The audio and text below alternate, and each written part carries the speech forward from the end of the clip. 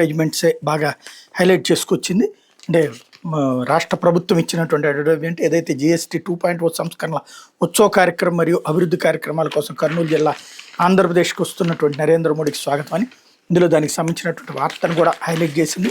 మొత్తం 450 ఎకరాల స్థలంలో సభకు ఏర్పాట్లు, 40 ఎకరాల్లో 3 పెద్ద టెంట్లు, 13,429 కోట్ల ప్రాజెక్టులకు ప్రారంభోత్సవాలు, శంకుస్థాపనలు, తొలుత శ్రీశైలం మల్లన్న దర్శనం.